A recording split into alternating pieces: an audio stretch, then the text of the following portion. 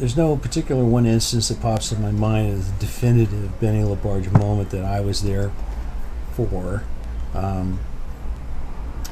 But I can honestly say that there was the moments that stand out when we did recordings, like I said, Music Annex, and then we hear the final product, and Russell mixed it up, and we hear the final thing, and it's like, wow, it sounded a lot better here than I don't recall it being that good.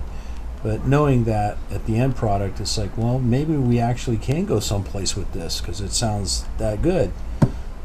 The other thing that pops in my mind is when we actually got dates to play showcases in Los Angeles, because then it's, how many bands want to play that stage at the Starwood, at the Whiskey, Madam White, whatever. There's a lot more bands than there are people who actually get the chance to do that.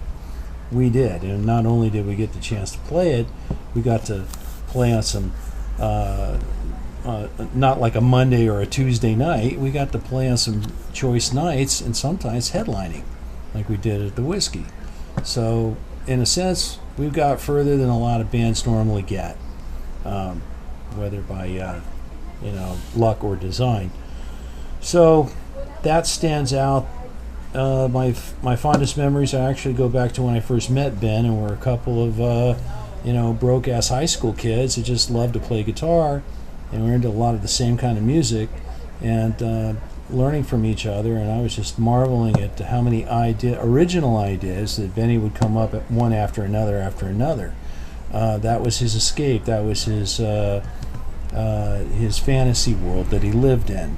And it was a good place to be, To this day, I was wondering, most people write their song lyrics down in a book of some kind. I wonder where did his go? I know I've got a few at home, and you can kind of tell something about that songwriting process.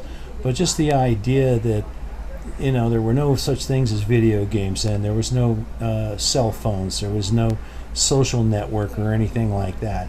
This was what we did. This is as good as it got. And we made the most of it and became somewhat, locally popular doing that. And we didn't do it with the idea in mind of a Y&T of we're going to take over the world someday and make a lot of money at it and own wineries and have our wine bottles with our name on. That kind of stuff never entered our mind. But any particular one instance that I can think of, not really, other than going on stage at a show that really mattered, like the Whiskey, and knowing that you have various celebrities out there. It's like, well, this is like one step from the big time. All we have to do now is get a record deal, and then we're in the game.